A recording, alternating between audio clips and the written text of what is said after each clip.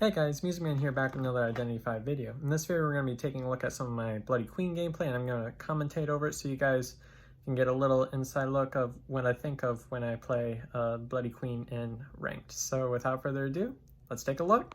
So before we get into some gameplay, I thought you all might like to watch my Essence opening for Season 12 Essence 2. And while you're watching that, I would like to plug in that I'm actually part of a new clan now named Mayhem. Mayhem is currently accepting applications. Just go ahead and click the link to the Discord server below. And there are instructions in the server on how you can become an official Mayhem member. Mayhem is a competitive clan, which means we are planning on competing in competitive tournaments in the future. So go ahead, after you're done watching this video, go ahead and join the Discord server today. So now we're going to take a look at my first Bloody Queen match, which is on Red Church. So this is the oldest of the gameplays I'm going to be showing you all. It's on Red Church. It's an alright Bloody Queen map.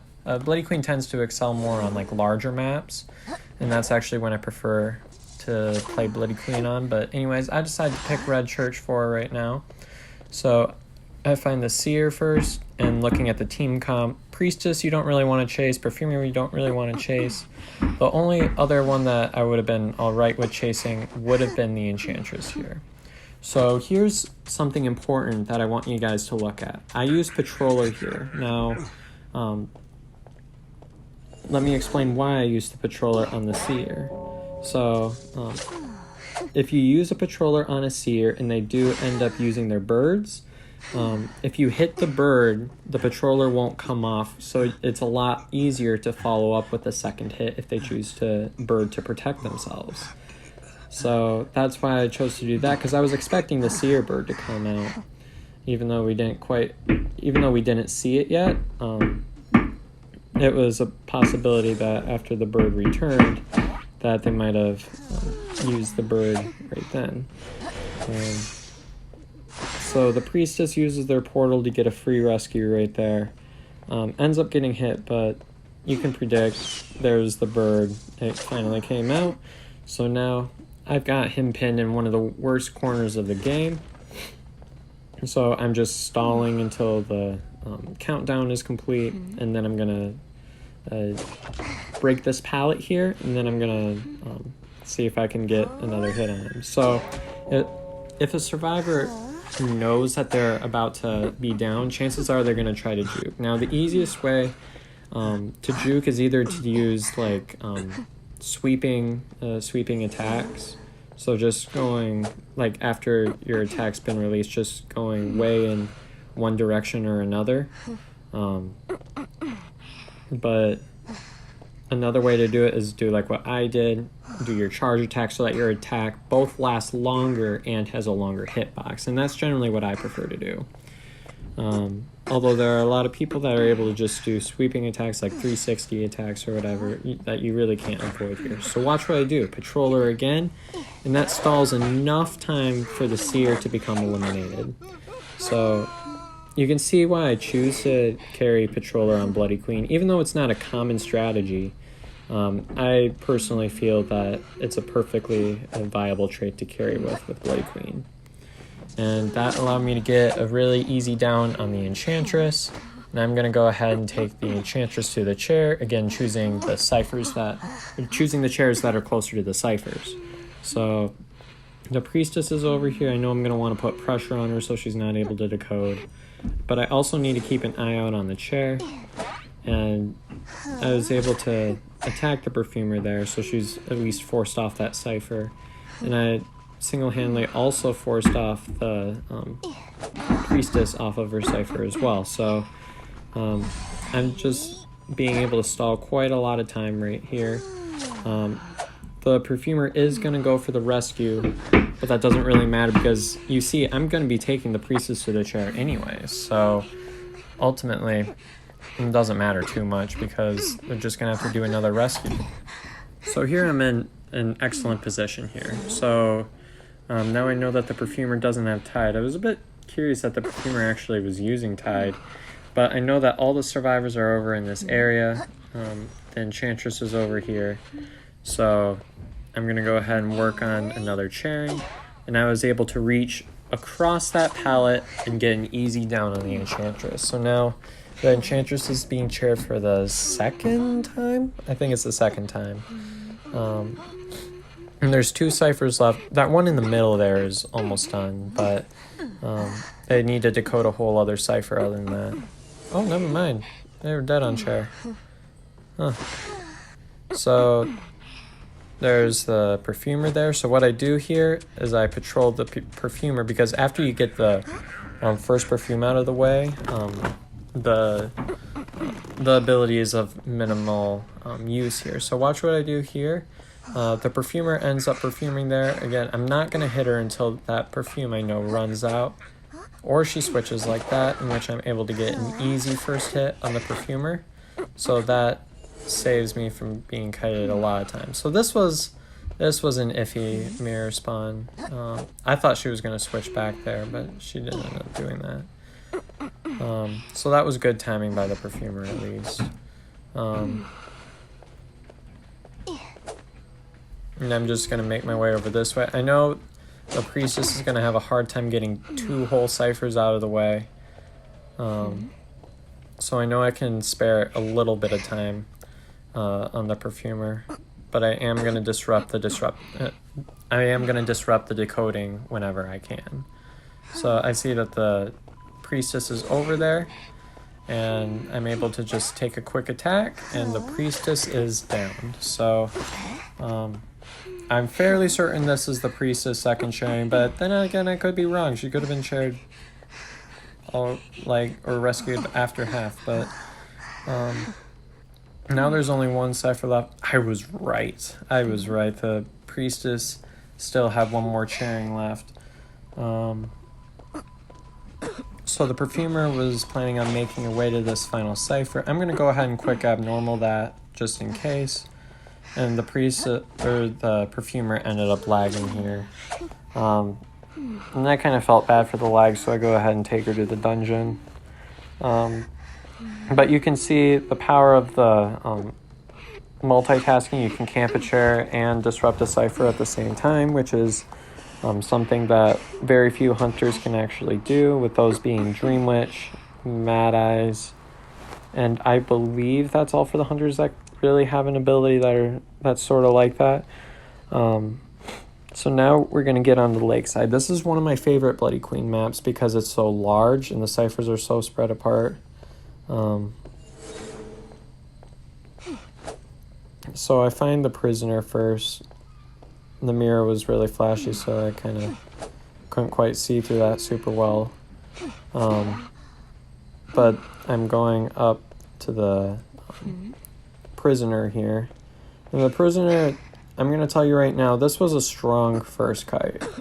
But not only is it important to have a strong early game with Bloody Queen, but her end game is also really powerful because she's able to disrupt multiple ciphers at once. So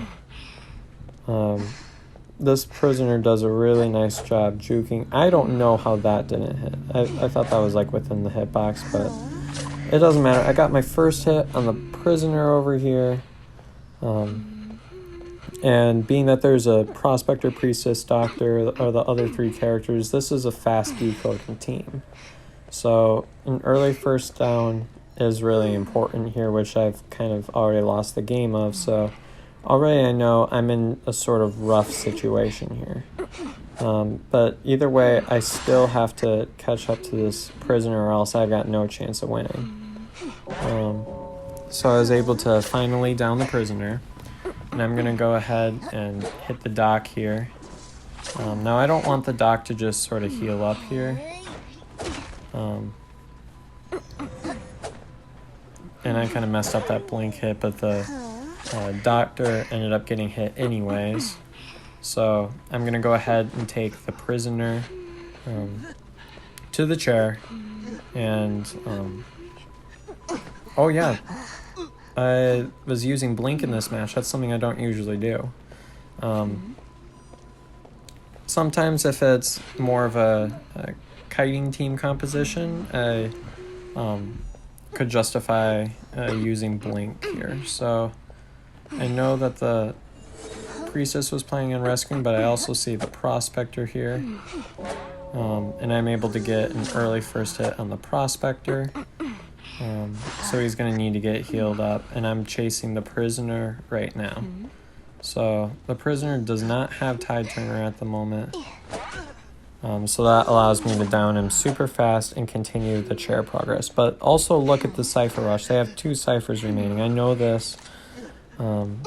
I'm kind of in a tough position right now. That was a pretty bad magnet there. And the Prospector shouldn't be harassing if...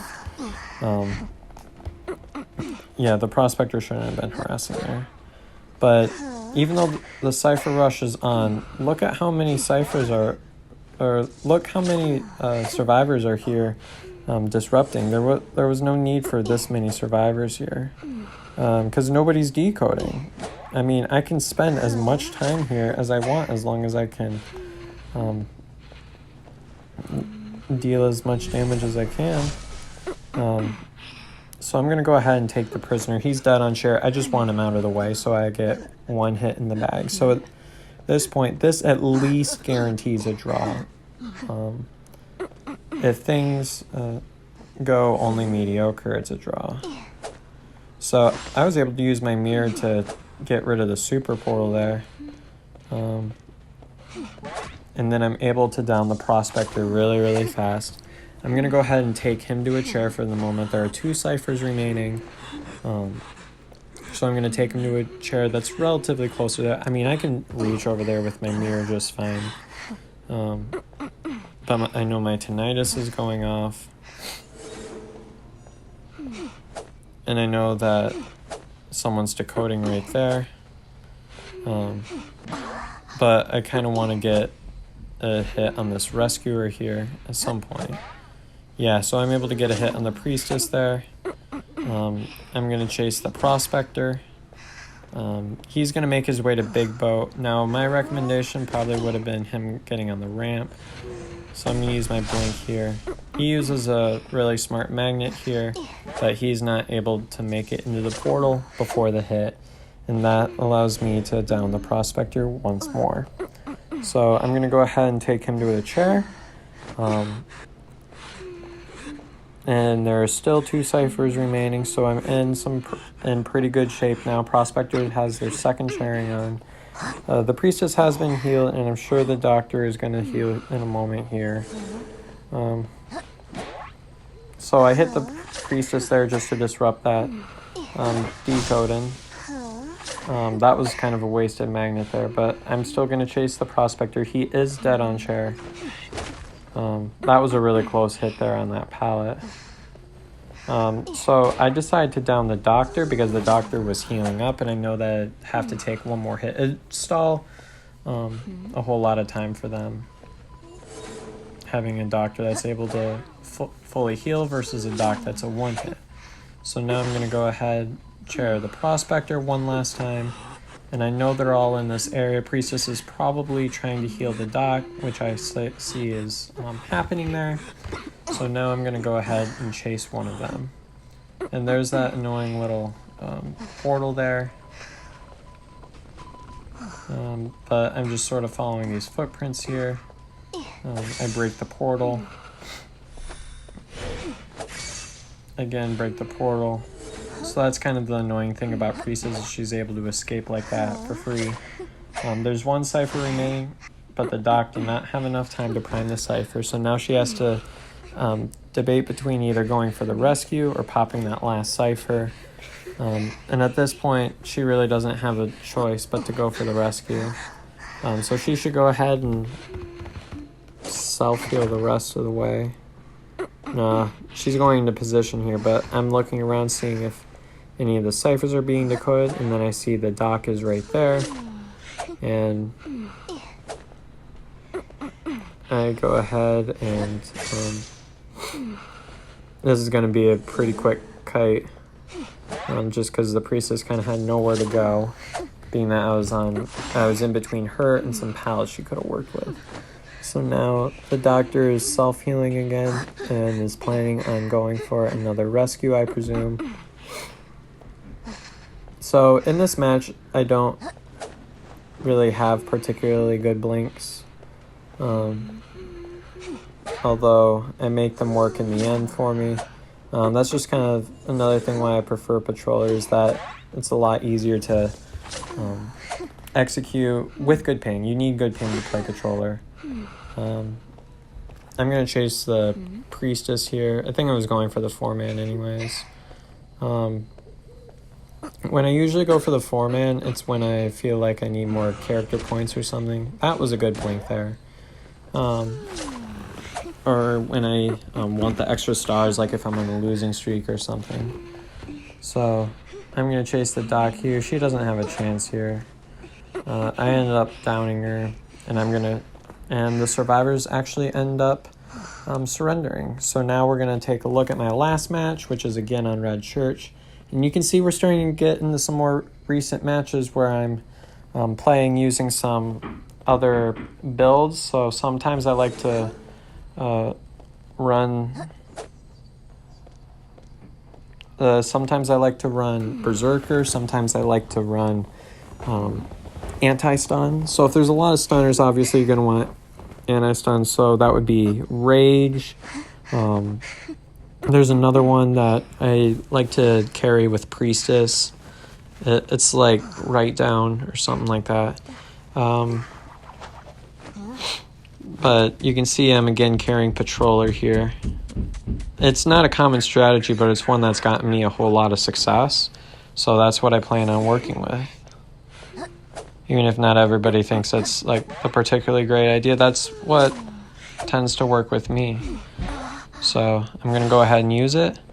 And that gets me the first hit on the Cowboy. That was a really early first hit where I otherwise probably would have ended up getting kited significantly longer. So I'm going to work around these areas. The problem with these pallets is that I have to break them. There's no way I can work around these. Especially that one pallet that's in this area is really tough because there's no way for me to work around it. But I do end up downing that Cowboy nice and early. So being that this is I guess it's a sort of a triple rescue team. I mean, if you count Cowboy. Because Cowboy decodes relatively slow. And the Mercenary and the Forward, it's a relatively slow decoding team, especially if you didn't quite count Mechanic. But there's a Mechanic in this match, so I can't totally say that. But once you start getting to higher tiers, most of your matches will be triple rescue matches. And the reason being is that today's meta is starting to turn into more about survivability and less so much about decoding speed and Cypher Rush. Because in these matches, you can still get Cypher Rush by a triple rescue team. If you're able to stall out a bit more time, like if you have a team comp that's like Mercenary, Gravekeeper, Forward, and then Mechanic, the overall survivability of your team becomes significantly faster. While decoding speed might suffer, the overall goal here is to be able to decode faster than your players are being down. So this Forward here ends up dashing away, but I'm able to use my mirror switch here. And the Merc ends up going for the rescue. And I was able to get a hit on that Cowboy before I was pallet stun there. So I'm going to go ahead and take the environment down here, and the Cowboy is just kind of stuck in the corner here. So this is I think this is the Cowboy's final chairing. If not, there's one more. I can't quite remember at the moment. Oh, yep, it was the Cowboy's final chairing. So what I'm going to do is I'm planning on the Forward being at one of these ciphers here. Even though there is a Mechanic running around here somewhere, I'm not going to worry about it too much. I see the Mercenaries over here, and I'm just going to see if I can get a fast hit on him. Either way, he wasted an elbow pad, so I'm happy enough with that. I was seeing if I could get a lucky hit on the Mercenary. but now I see that there's one cipher remaining, so I know I need to turn into disrupt mode if I want to at least get a tie. And watch what I do here. Abnormal the cipher. That buys me a lot of time. That cipher was supposed to be primed. But through the use of my abnormal, I was able to stall a lot more time for myself. And being that there's a mechanic here, this is definitely the ideal survivor to chase. So I downed the mechanic here. I'm going to take the mechanic to the chair, and I'm going to be looking around because inevitably they're going to be trying to decode another cipher somewhere. So I'm going to go ahead and make my way over there. I don't really want to camp too much. But I see the mercenary is over here. And I predicted that he was going to do that, but my hitbox wasn't quite long enough to hit that right there. And the forward's just going to straight up dash away. I'm going to make my way over here, but I'm not going to chase him too far away because, remember, I do still need to disrupt the ciphers. So the forward is making his way into wedding. He's a long ways off from decoding anywhere, and I know that. They were busy healing up, which was, I guess, justified, although I would have recommended they took that time and decoded a cipher. So I'm going to go over here, I'm going to do a mirror switch, and I'm right on this cipher over here. I thought this was the one they would be going for to decode, but it turns out I was wrong. So I see the forward is over here. Again, I'm going to abnormal the cipher, buy myself more time. And I'm coming over here. And I'm going to charge attack here and reach through that window. So now that's a down on the forward. I do need to be careful about the last cipher again still. But I'm going to go ahead and take this guy to the chair anyways. So once I get to the chair, again, after you start getting into this one cipher remaining left, something around there, then you want to turn into disrupt mode. And the cipher was already primed, but I didn't really know that. So I thought the mercenary was just possibly getting another item or something. But anyways, the forward is here, the cipher was popped, and there's 3 survivors up. So I turn into, okay, how can I turn this into a draw mode, you know? So the forward is over here. He manages to have an elbow pad somehow. So what I do here is I chase the forward. Forward goes down, but I also heard the audio effects of that gate opening. Now, what I'm going to do is I'm going to make my way over to this gate because I don't want the mercenary getting out. Now, unfortunately, he makes it out anyways. I was a little bit too late. But what I'm going to do is take a look around for that forward there. Actually, no, I actually found the mechanic here, I forgot. So I'm going to be over here, I down the mechanic, and all I need to do is look for the forward. So the mechanic's going down.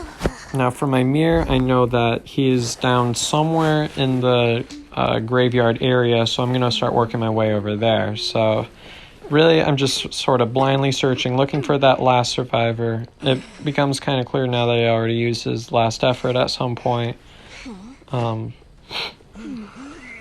Or not last effort, exit path at some point. So now I'm going to go ahead and take the forward, put him in the chair, and that is a win for me. So I believe this is the last game I'm going to be showing you guys, and yeah, that's the game. Well, I hope you all enjoyed that video and found it helpful. If you did, please don't forget to leave a like and subscribe. If there's another hunter you want me to make a video on in the future, please let me know in the comment section below. Thanks for watching.